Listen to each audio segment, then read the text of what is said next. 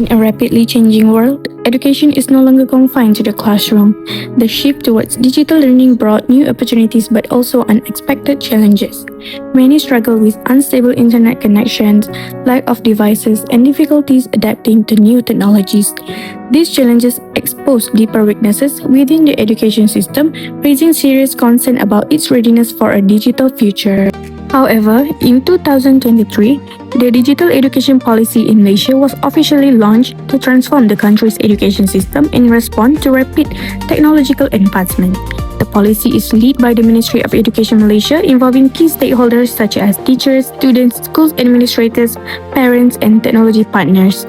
It was introduced to improve digital literacy, prepare students for future careers, and address challenges highlighted during the COVID-19 pandemic, especially the digital divide between urban and rural areas.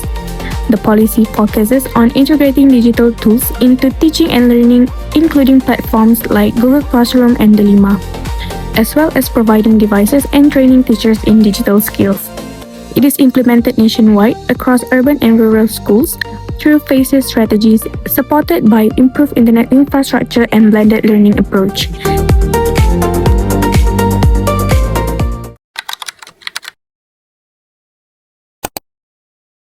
Good evening. Before the implementation of the Digital Education Policy Malaysia, the Malaysian education system faced several significant weaknesses, particularly in digital learning.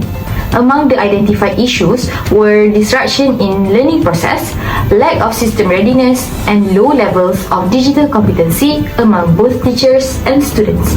This situation has prompted the government to introduce a more comprehensive policy to strengthen the national education system.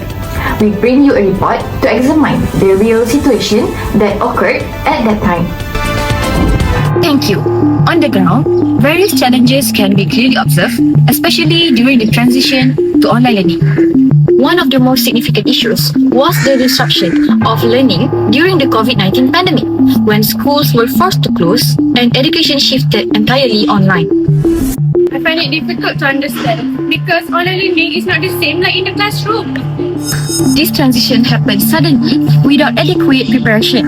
Studies shows that 56.1% of students considered PDPR to be ineffective, while 57.3% face internet connectivity issues. My child becomes very stressed. It's hard for them to stay focused for a long period. This clearly shows that students' learning was significantly disrupted. This situation became more serious when the education system itself was found to be unprepared for digital learning. We just used whatever we had, sometimes WhatsApp, sometimes other platforms. In rural areas, the lack of devices and internet access become a major challenge. Sometimes I cannot join online classes because I don't have my own devices. The absence of long-term planning and sufficient infrastructures shows that the system was not fully prepared for such unexpected situations. In addition, the level of digital competencies among teachers and students remains low. I'm not very familiar with this technology. It takes time for me to learn. The lack of training and exposure has made the teaching and learning process less effective. Thank you.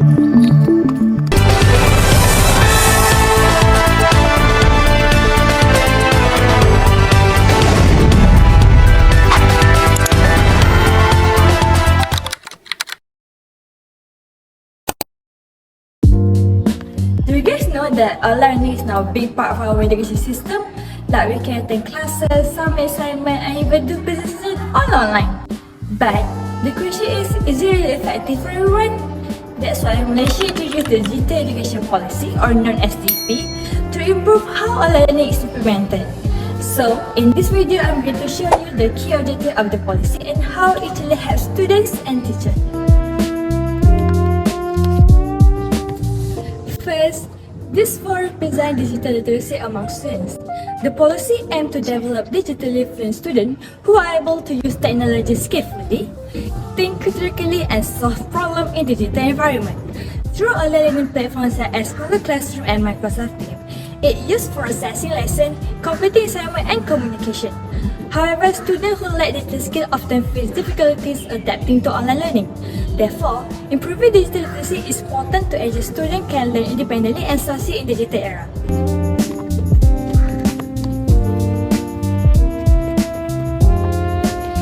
Next, this book represents the role of teachers in digital education. The policy emphasizes the importance of integrating digital technology among educators to improve teaching and learning. Teachers with strong digital skills can create more engaging lessons using tools such as Microsoft Teams, quizzes, and video-based learning. However, limited digital competency among some educators may lead to less effective teaching. Therefore, continuous training and professional development are necessary to enhance teacher digital capabilities.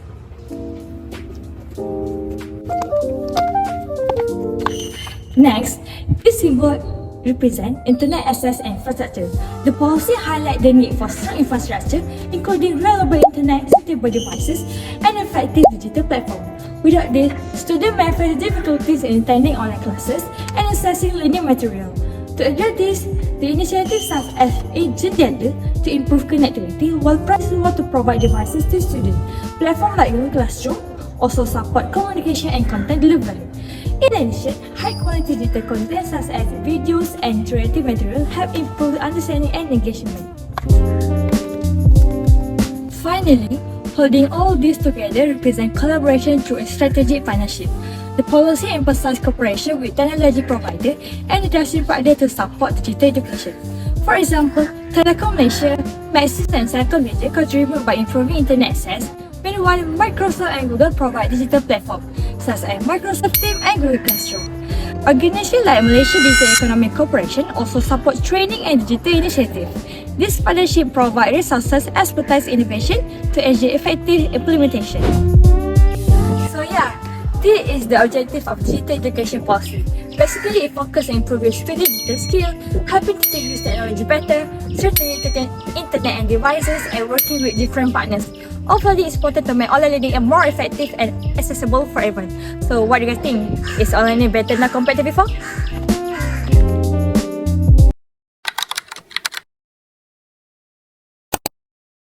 Today, we're expanding our internet coverage under the JNDLA program for rural communities. Okay, the installation is ready. Students here will now have stronger internet access. Really? So that I can enjoy my online classes smoothly. This will help our children continue learning without interruption. Back with me, Dania. I will now elaborate on the first strategy, which is improving digital infrastructure through the JNDLA program. JNDLA, or Jalinan Digital Negara, is a national initiative introduced by the Malaysian government to strengthen the internet connectivity across the country, especially in rural and remote areas. The main goal of this program is to expand 4G coverage, increase internet speed, and provide stable connectivity to millions of users. By 2035, JNDLA aims to achieve nationwide coverage and faster broadband speed. This initiative is very important because during the COVID-19 pandemic, many students were unable to attend online classes due to the weak internet access. This problem was especially serious among students in living rural areas, including orang asli communities. With the implementation of JNDLA, internet access has significantly improved. Students are now able to attend online classes, download learning materials, and communicate with teachers more effectively. JNDLA has reduced the digital divide and ensure equal access education for all students. Today we celebrate a student receiving support through the BINTISHAHARIDZUAN program. This tablet is not just a device, but an opportunity for your future. Thank you so much. This will help me continue my study without any barriers. Next, I will explain the second strategy, which is the BINTISHAHARIDZUAN program.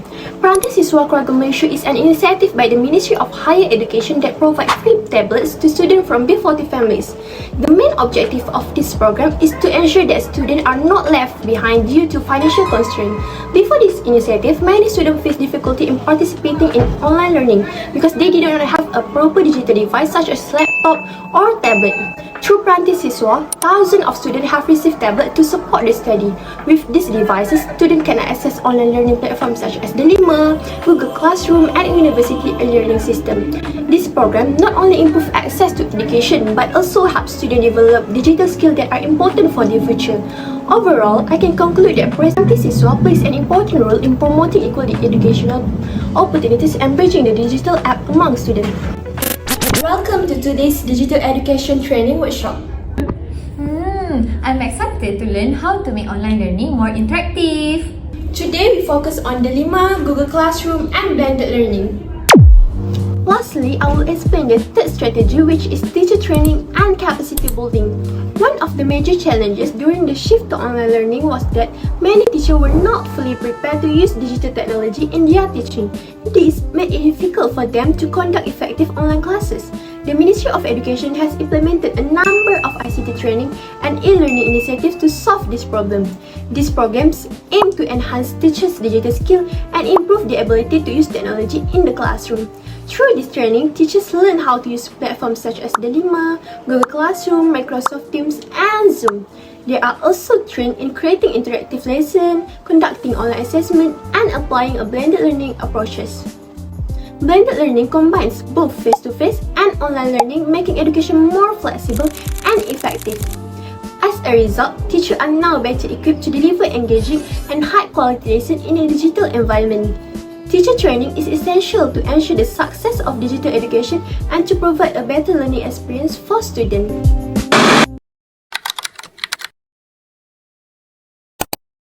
Order, order. The House will now debate the effectiveness of the digital education policy in Malaysia. I now invite the Honourable Member from the government side to begin.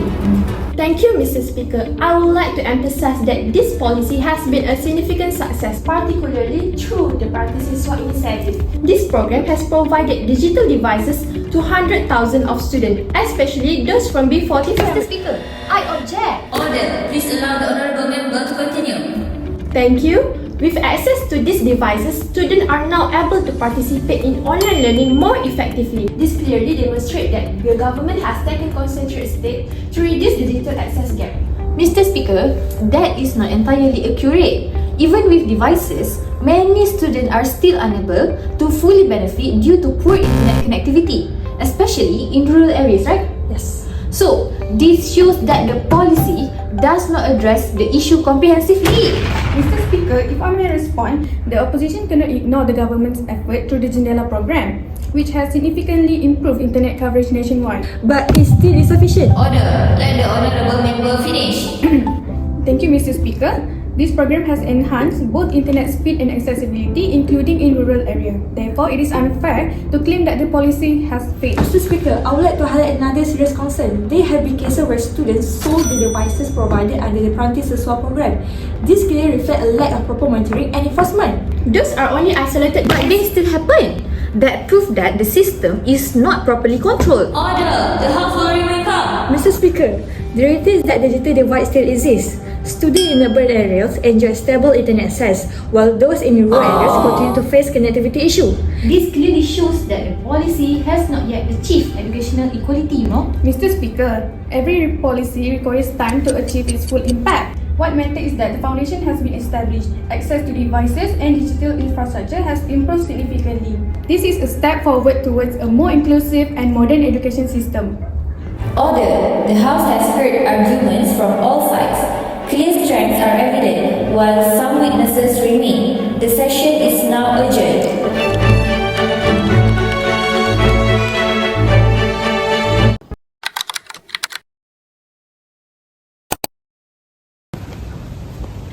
Where is she? So late.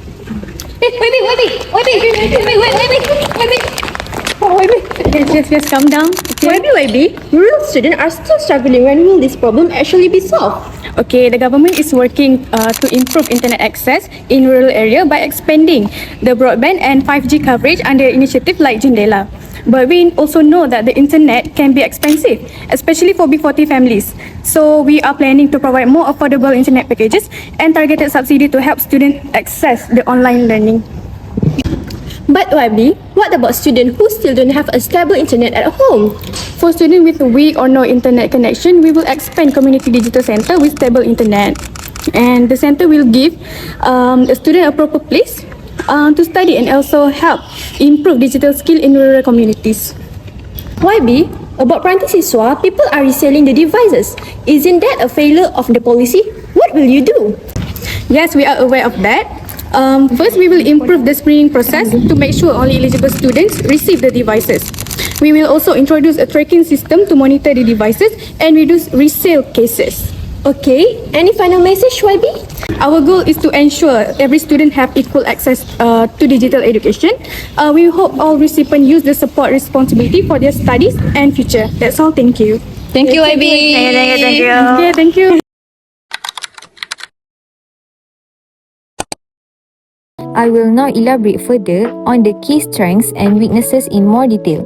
The first strength is the Peranti Siswa initiative in enhancing digital access. The main idea here is how Peranti Siswa helps reduce digital inequality, especially among students from B40 household. Through this program, more than 381,000 tablets have been distributed to eligible students, allowing them to participate more effectively in digital learning. Before this initiative, many students struggle because they did not have access to proper devices. As a result, they were often left behind, especially during online learning periods such as the pandemic. However, with Peranti Siswa, students can now easily access learning materials and attend classes online. In addition, the program supports access to platforms like Delima, which plays an important role in digital education in Malaysia. Another important benefit is that it reduces the financial burden on families as they no longer need to spend money on expensive devices. This indirectly increases student participation and ensures that more students can stay engaged in their studies. In conclusion, Peranti Siswa is a strong initiative that promotes digital inclusion and provides more equal educational opportunities for students across different socio-economic backgrounds.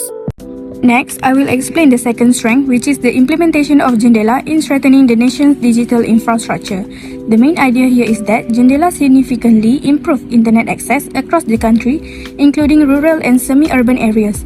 Under this plan, 4G network coverage has increased from about 91.8% approximately 99.71%. This improvement not only expand coverage but also enhance internet speed and stability. This is especially important because students rely heavily on platforms such as Zoom and Google Meet for online classes. Furthermore, Jendela includes infrastructure upgrades such as fiber optic expansion and the construction of additional base stations. These developments help ensure a more stable and reliable internet connection. As a result, students from different locations now have more equal opportunities to access digital education. In conclusion, Jendela is a key strength because it provides a strong digital foundation that supports the overall transformation of education in Malaysia. However, despite these strengths, there are still weaknesses. One major weakness is the persistent digital divide between urban and rural areas. The main idea here is that inequality in internet access still exists. For example, internet access in urban areas is around 95%, while in rural areas, it is only about 72%. This gap shows that students in rural areas continue to face significant challenges, especially in terms of connectivity and network stability. In some areas, 4G stability is reported to be as low as 44%, which disrupts online learning. As a result, students may miss classes, struggle to understand lessons, and fall behind academically. This issue became even more evident during online learning periods, where stable internet was essential. Although Jendela has improved the situation, the gap has not been fully closed. In conclusion, this digital divide remains a critical weakness because it affects equal access to education and limit opportunities for students in rural communities. Lastly, I will explain the second weaknesses, which is the misuse of devices under the Peranti Siswa program. The main idea here is that some students have misused the tablet given to them, including selling them on online platforms. There have been at least 14 reported cases related to this issue. This situation highlights weaknesses in monitoring and enforcement. It also suggests possible issues in the selection process where not all recipients fully appreciate the purpose of the program. In addition, there may be a lack of awareness among students about the importance of using these devices for educational purposes. If this issue is not addressed, it could reduce the overall effectiveness of the program. Therefore, stronger monitoring system, better screening of recipients, and increased awareness effort are needed to ensure the success of the initiative. In conclusion, although Peranti Siswa is a beneficial program, implementation issues such as misuse must be addressed to achieve its full potential.